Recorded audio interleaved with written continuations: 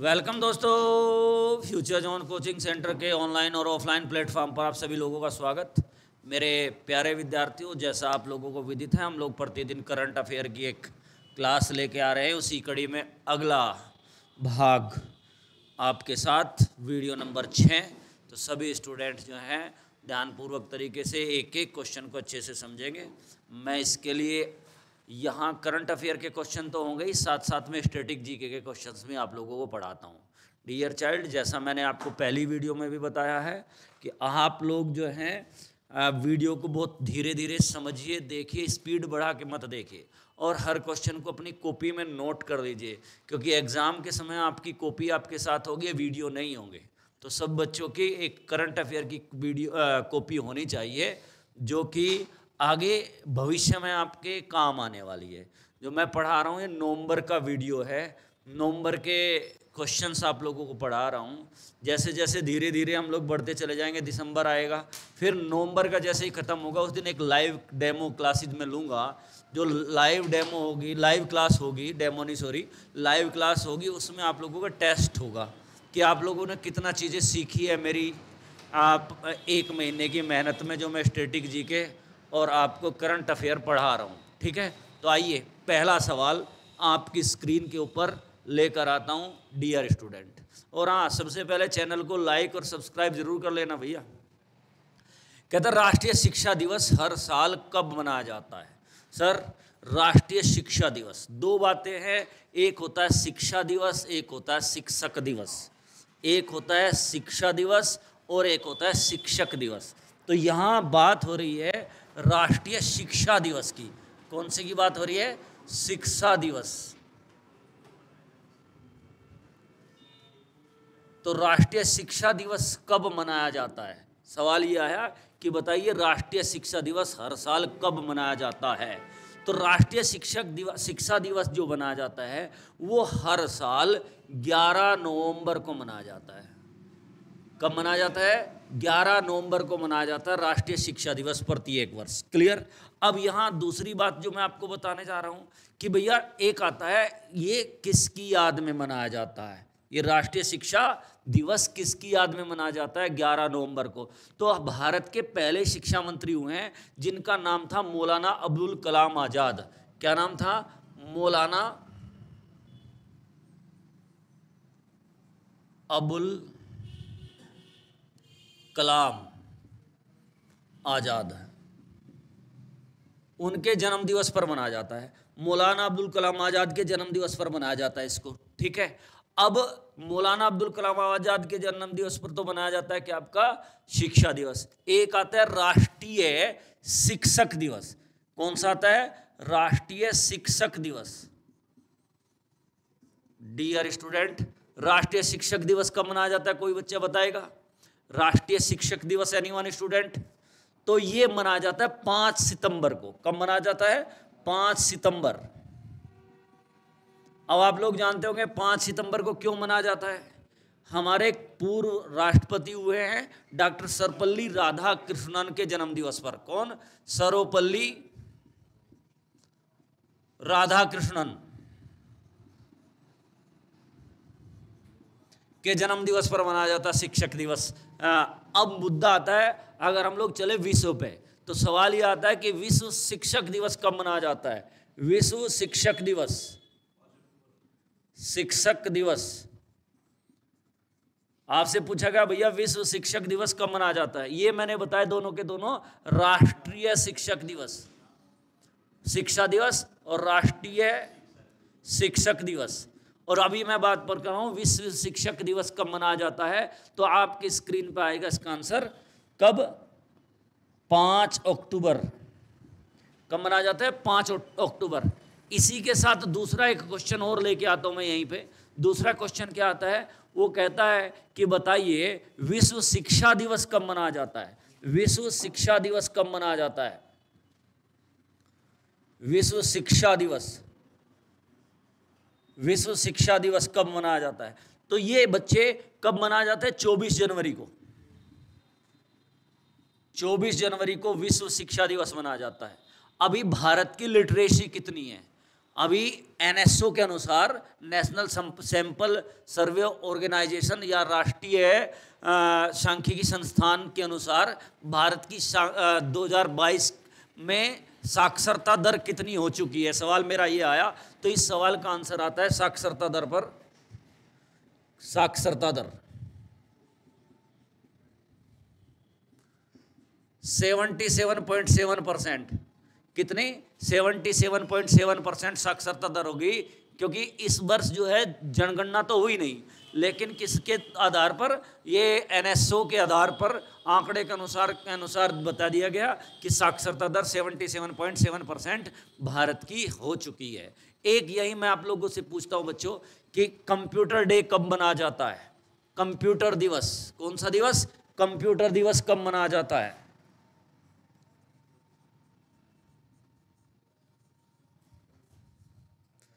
कोई बच्चा? Computer day कब मनाया जाता है? तो कंप्यूटर डे मनाया जाता है 2 दिसंबर को। क्लियर होगी बात? नेक्स्ट वन क्वेश्चन, मेरे हिसाब से काफ़ी कुछ जानकारी इसमें मिल गई होगी, तो ऐसे ही हम लोग आपको कुछ जानकारी देते रहेंगे हर क्वेश्चन पे अलग अलग।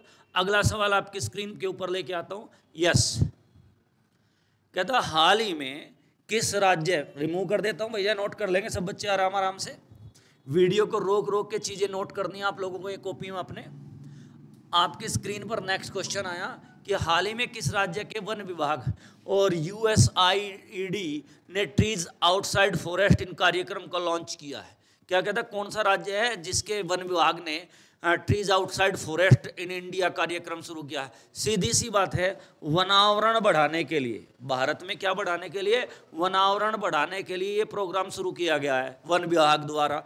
इसके द्वारा क्या किया जाएगा कि जितने भी आपके रोड्स हैं, जितने भी आपके सरकारी कार्यालय हैं, उन पे वनों का आवरण बढ़ाया जाएगा। क्लियर? तो ये प्रोग्राम किस राज्य ने शुरू किया है? किस राज्य के वन विभाग द्वारा शुरू किया गया है? तो वो हरियाणा राज्य है। कौन सा राज्य है? हरियाणा राज्य ने इस कार्यक्रम को प्रारंभ किया है। किसने किया भैया? हरियाणा राज्य ने इस कार्यक्रम को प्रारंभ किया है। नेक्स्ट वन क्वेश्चन, अगला सवाल आपकी स्क्रीन पर, कहता हाल ही में पंचायत राज की ग्रामीण विकास एजेंडा पुस्तिका का अनावरण किसने किया? सवाल ये है, कहता हाल ही में पंचायती राज की ग्रामीण विकास एजेंडा पुस्तिका का अनावरण किसने किया? तो यहाँ लिखा है गिरिराज सिंह, धर्मेंद्र प्रधान, जयशंकर। देखो जयशंकर क्या है? विदेश मंत्री हैं। राजनाथ सिंह है, रक्षा मंत्री हैं, और धर्मेंद्र प्रधान जी पेट्रोलियम शिक्षा मंत्री हैं। अब यहाँ ग्रामीण विकास की बात आ रही है, तो इसका मतलब जो ग्रामीण विकास मंत्री होगा उसी के द्वारा इस पत्रिका का क्या किया गया होगा? अनावरण किया गया होगा। तो वो कौन वजह बच जाता है? गिरिराज सिंह बच जाते हैं। कौन बच जाते हैं? गिरिराज सिंह बच जाते हैं। तो यहाँ सवाल आता है, मैं इस सवाल का उत्तर तो मैं दे ही चुका हूँ, कौन? गिरिराज सिंह। अब बात शुरू होती है यहाँ कि बताइए पंचायत दिवस कब मनाया जाता है? पंचायत दिवस कब मनाया जाता है?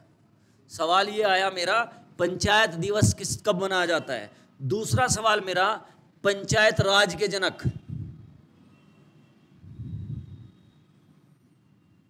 का पिता किसे कहा जाता है? तीसरा, पंचायत किस राज्य में प्रारंभ हुई? सबसे पहले किस राज्य में प्रारंभ हुई?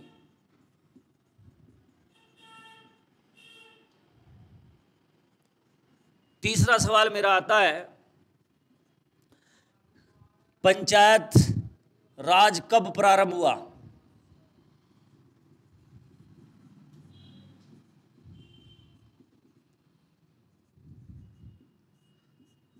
चौथा सवाल ये आता है, भारतीय संविधान में पंचायत का उल्लेख किस भाग में है? भारतीय संविधान में पंचायत का उल्लेख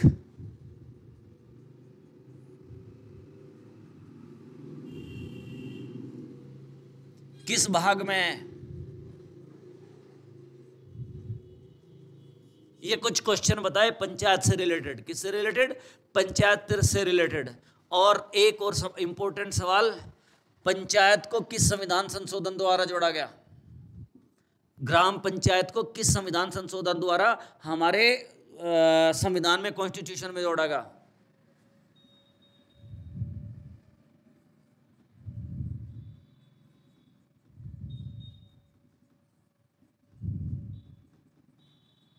ये कुछ सवाल हैं और जो निकल के आएंगे उनको हम लोग साथ साथ चर्चा करेंगे। सबसे पहला सवाल है, बताइए पंचायत दिवस कब मनाया जाता है? तो पंचायत दिवस भैया 24 अप्रैल को मनाया जाता है। कब मनाया जाता है? 24 अप्रैल को मनाया जाता है। हमारे संविधान में पंचायत को जोड़ा किस संविधान संशोधन द्वारा गया? हमारे संविधान में पंचायत को किस संविधान संशोधन, पंचायती राज को किस संविधान संशोधन द्वारा जोड़ा गया? तो इस सवाल का आंसर आता है 73वां संविधान संशोधन। कौन सा? 73वां संविधान संशोधन। 73वां संविधान संशोधन कब हुआ था? 73वां संविधान संशोधन कोई बच्चा बताए? 1992 में। कब हुआ था? 1992 में पंचायत 73वां संविधान संशोधन हुआ। पंचायत राज का पिता किसे कहा जाता है? तो पंचायत राज का पिता कहा जाता है बलवंत राय मेहता को। बलवंत राय मेहता किसको कहा जाता है? बलवंत राय मेहता को कहा जाता है। पंचायत राज का पिता किसको या जनक किसको कहा जाता है? बलवंत राय मेहता को कहा जाता है। तो पंचायत राज की स्थापना कब हुई थी? ये किस राज्य में प्रारंभ हुआ? तो भाई साहब ये राजस्थान में प्रारंभ हुआ। कब हुआ? अब ये हुआ कब हुआ? तो ये 2 अक्टूबर 1959 में प्रारंभ हुआ। भारतीय संविधान का पंचायत का किस भाग में उल्लेख है? तो भाग 9 में। कौन से भाग में? भाग 9 आर्टिकल 243 से 243O तक उल्लेख है। क्लियर होगी बात बेटे?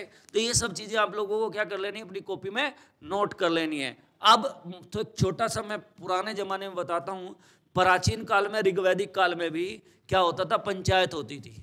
वहाँ भी 3 संस्था होती थी। कौन कौन सी? सभा, समिति और विदत। तो जो सभा और समिति होती थी वो ग्राम स्तर पर ही काम करती थी। किस पर करती थी? ग्रामीण स्तर पर कार्य करती थी। अच्छा, एक सवाल और रह गया कि बताइए भारत का पंचायत कितने स्तरीय है? कितने स्तरीय है? तो पंचायत है त्रिस्तरीय। एक ग्राम, दूसरा पंचायत समिति,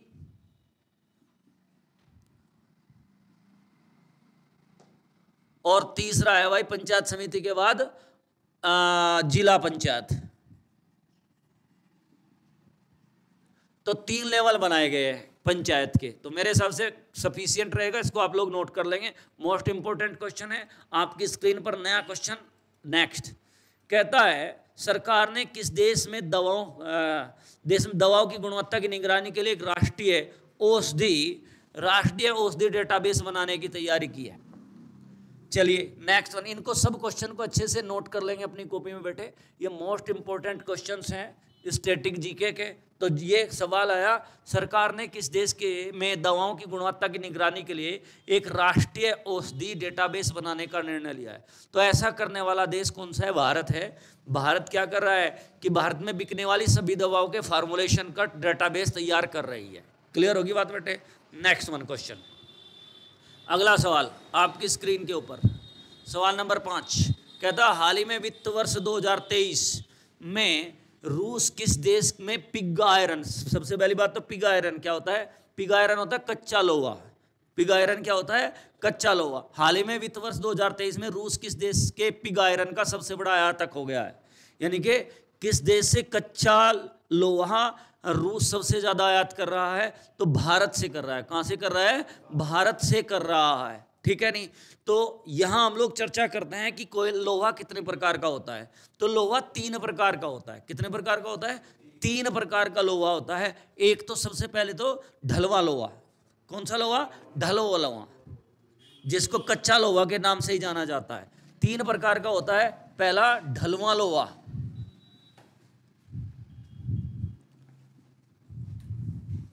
दूसरे पे आता है पिटवा लोहा, तीसरे नंबर पे आता है आयरन। तीसरे नंबर पे क्या आता है? आयरन या इस्पात जिसको हम लोग बोलते हैं।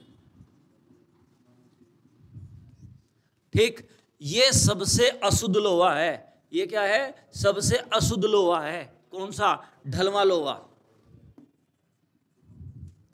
कार्बन की मात्रा सबसे अधिक होती है। पिटवा लोहा सबसे शुद्ध है, सबसे शुद्ध होता है पिटवा लोहा। क्लियर होगी बात बेटे? नेक्स्ट वन, अगला सवाल आपकी स्क्रीन पर।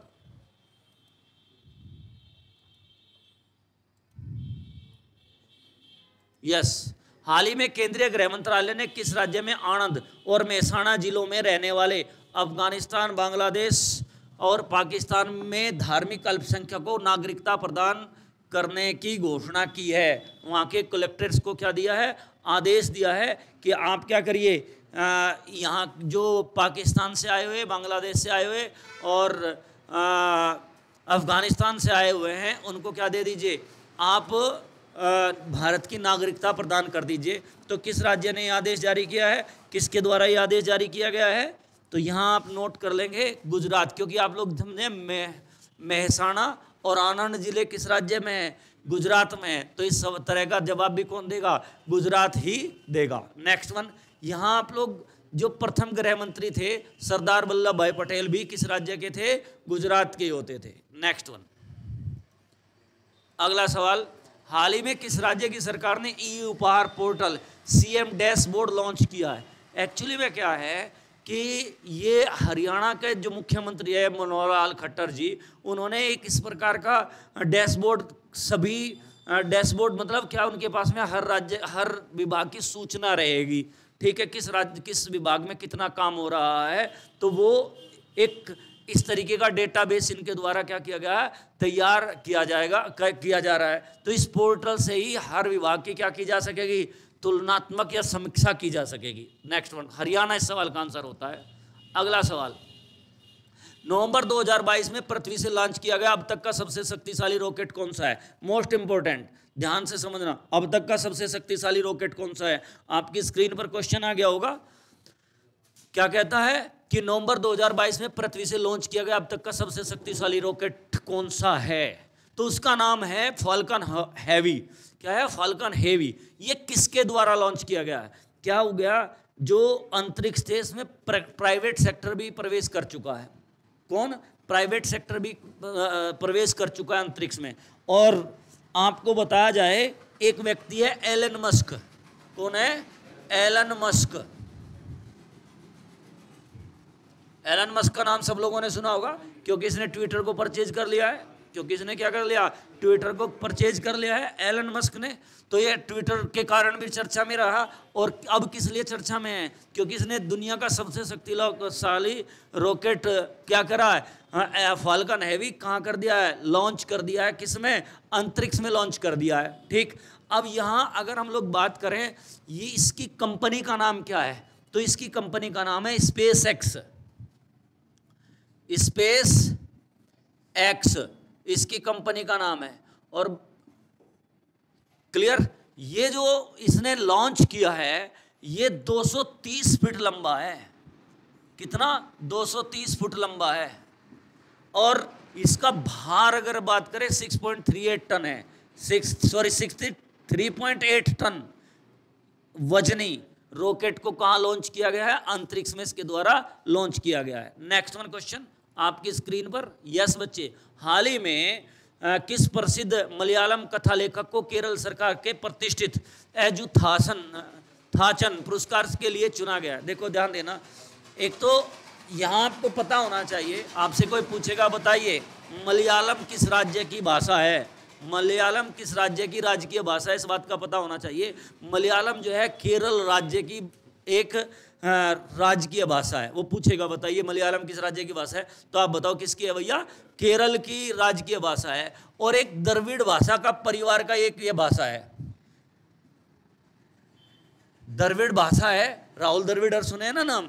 तो द्रविड़ भाषा का ही एक हिस्सा है ये। कौन सी? मलयालम। ठीक है। और ये क्या किया गया? 80 वर्षीय थे ये व्यक्ति जिनको ये पुरस्कार दिया गया, और उनका नाम था ए सेतु माधवन। इन्होंने कई सारी पुस्तकें लिखी, जैसे पांडवपुरम। कौन सी? पांडवपुरम एक पुस्तक लिखी जो काफी चर्चा में रही। उसके लिए इनको क्या, कौन सा पुरस्कार दिया गया? एजुथाचन पुरस्कार से सम्मानित किया गया। नेक्स्ट वन, अगला सवाल। यस, हाल ही में भारतीय जनता पार्टी के मौजूदा विधायक रहे जेएमपी ताशी का निधन हो गया। वह किस राज्य की लुमाला सीट से 3 बार विधायक रहे? तो ये आंसर है अरुणाचल प्रदेश। मेरे हिसाब से ज़्यादा कुछ इंपॉर्टेंट बात है नहीं। तो नेक्स्ट वन, अगले सवाल की तरफ हम लोग बढ़ते हैं। यस डियर, आपकी स्क्रीन पर नया क्वेश्चन आ गया होगा, जरा ध्यान से देखें। क्या कहता है? विश्व मधुमेह दिवस कब मनाया जाता है? सवाल आया कि बताइए विश्व मधुमेह दिवस कब मनाया जाता है। तो मधुमेह आप सब लोग जानते ही होंगे। मधुमेह क्या होता है? शुगर, किसके कहते हैं? शुगर के नाम से हम लोग जानते हैं। मधुमेह बीमारी है। सबसे पहली बात तो यही आती है कि वह मधुमेह होता क्यों है, मधुमेह होने का कारण क्या है। तो हमारी एक ग्रंथि होती है पेनक्रियाज। कौन सी? पेनक्रियाज।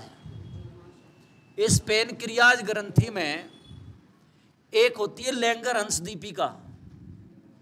लैंगर हंस दीपिका,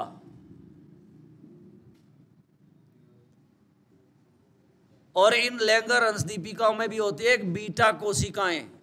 कौन सी? बीटा कोशिकाएं। इन बीटा कोशिकाओं से इंसुलिन स्रावित होता है। कौन सा? इंसुलिन। इंसुलिन क्या होता है? एक हार्मोन है। इंसुलिन क्या है? एक हार्मोन है। हार्मोन का स्रावण होता है। किसका स्रावण होता है? हार्मोन का। इंसुलिन क्या है? एक हार्मोन है, और इन बीटा कोशिकाओं से ही उनका स्रावण होता है। राइट। अब होता क्या है कि इनसे इंसुलिन की कमी, जो स्रावित होता है इंसुलिन, वो कम होना शुरू हो जाता है। तो जो इंसुलिन हमारे शरीर में शुगर को नियंत्रित करता है, अब जैसे ही इसकी कमी हुई तो शुगर की मात्रा क्या हो जाती है? बढ़नी शुरू हो जाती है। तो ये बड़ी समस्या थी। तो इस समस्या का समाधान पाने के लिए एक हमारे वैज्ञानिक हुए हैं FG बेंटिंक। कौन हुए हैं? Frederick Bentinck.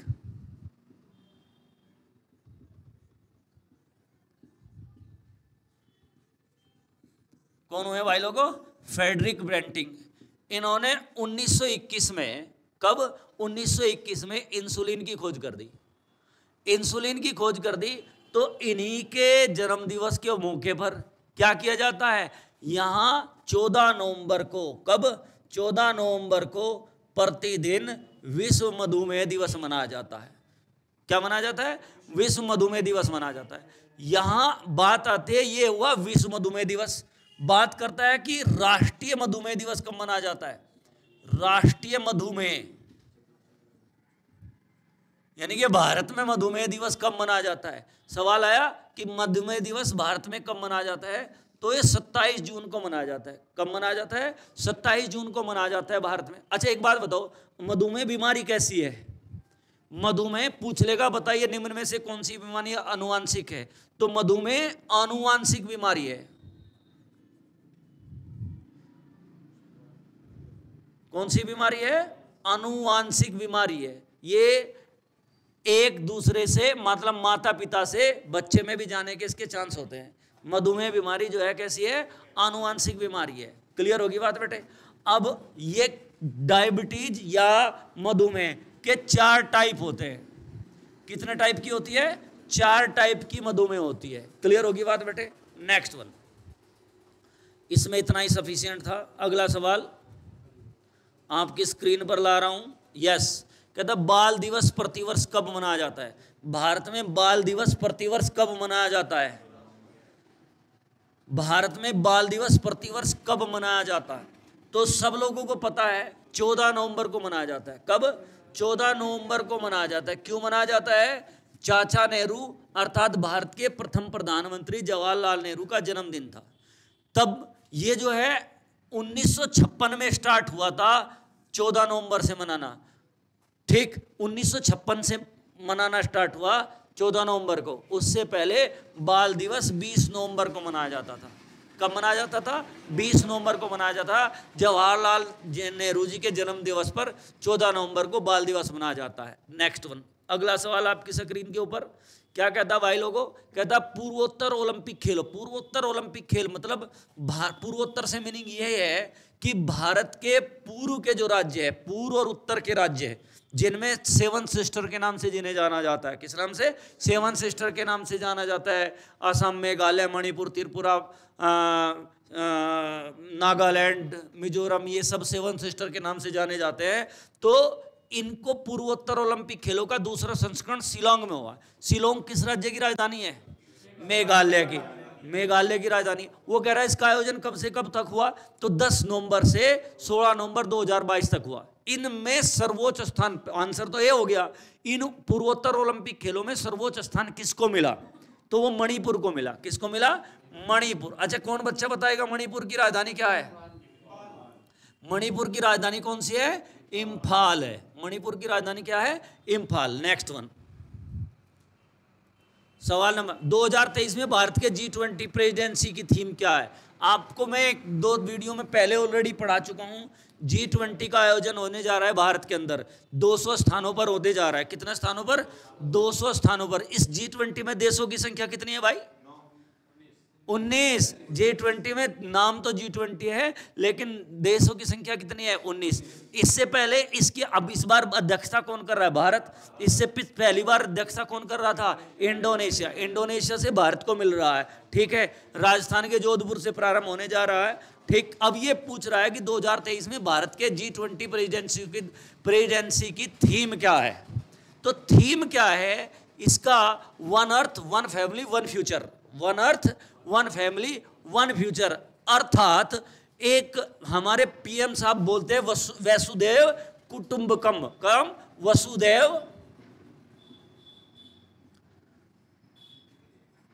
वसुधैव कुटुंब कम। ये है क्या? यही है वन अर्थ वन फैमिली वसुधैव कुटुंबकम का नारा है प्रधानमंत्री जी का। अब ये मैं इसलिए आपको बता रहा हूं कि ये लिया कहां से गया है। ये शब्द बार बार बोलेंगे कि भाजपा का नारा है, पीएम जी का नारा है वसुधैव कुटुंबकम, तो ये जो है लिया कहां से गया है? ठीक, जैसे अस्तोमय सदगमय कहां से लिया गया है, ठीक, सत्यमेव जैसे कहां से लिया गया है, ऐसे ही इसको लिया गया है महाउपनिषद से।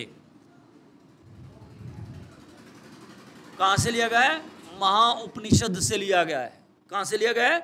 महाउपनिषद से लिया गया है इसको। नेक्स्ट वन, अगला सवाल। नेक्स्ट, 2023 खेलो इंडिया यूनिवर्सिटी गेम की मेजबानी कौन सा राज्य करेगा? 2023 खेलो इंडिया यूनिवर्सिटी गेम्स की मेजबानी कौन करेगा? सवाल आपकी स्क्रीन के ऊपर आया, ध्यान से पढ़िए आप लोग इसको। क्या कहता है?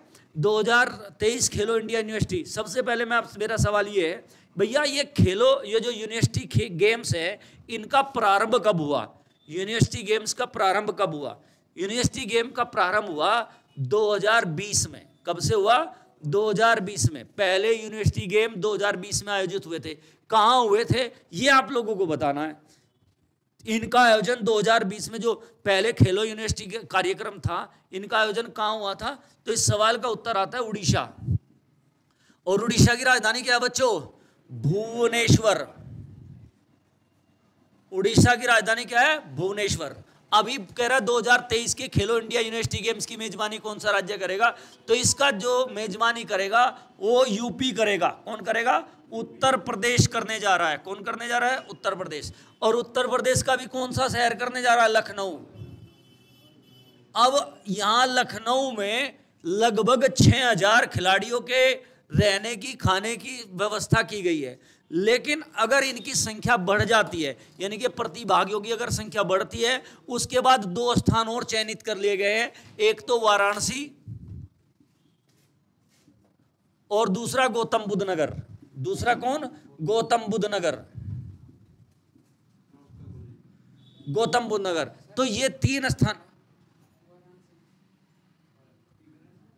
तो किसको? गौतम बुद्ध नगर। तीसरा स्थान कौन तय कर लिया गया? गौतम बुद्ध नगर तय कर लिया गया है। नेक्स्ट वन, अगला सवाल आपकी स्क्रीन के ऊपर। यस बच्चे, भारत के विधि आयोग के अध्यक्ष के रूप में किसे नियुक्त किया गया? भारत के विधि आयोग के अध्यक्ष के रूप में किसे नियुक्त किया गया? स्क्रीन पर आपके क्वेश्चन आ गया होगा।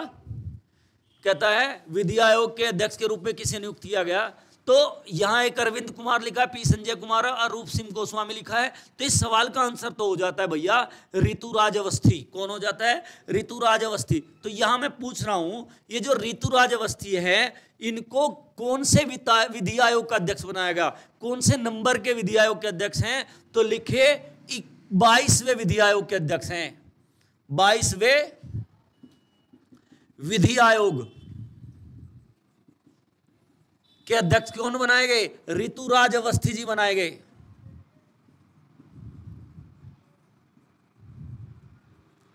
कौन बनाए गए बच्चे? ऋतुराज अवस्थी बनाए गए। 22वें विधि आयोग के अध्यक्ष ऋतुराज अवस्थी जी को बनाया गया। क्लियर होगी बात बेटे? अब यहां सवाल है कि बताइए 21वें विधि आयोग के अध्यक्ष कौन थे? 21वें विधि आयोग के अध्यक्ष, 21वें विधि आयोग के अध्यक्ष, तो इनका नाम था BS चौहान। कौन था? BS चौहान था। अब बात यह आई कि भैया पहला विधि आयोग का गठन कब हुआ था? तो पहले विधि आयोग का गठन 1955 में हुआ था और इसके अध्यक्ष का नाम था सीतलवाड़।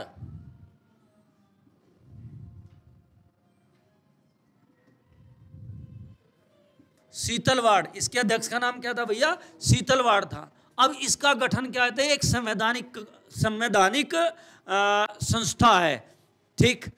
इसका जो कार्यकाल होता है 3 वर्ष का होता है। इसका कार्यकाल कितना होता है? 3 वर्ष का कार्यकाल होता है। नेक्स्ट वन, अगला सवाल आपकी स्क्रीन पर। यस, हाल ही में पूरे राज्य में सोने की एक ही कीमत करने वाला राज्य कौन बन गया? ज्यादा कोई खास बात नहीं है, विशेष कोई बात नहीं इसमें। केरल बन गया। कौन सा बन गया? केरल बन गया। और केरल की राजधानी कौन सी है? कोई बच्चा बता दे तो ज्यादा ही बेटर है। केरल की राजधानी क्या है? तिरुवनंतपुरम है।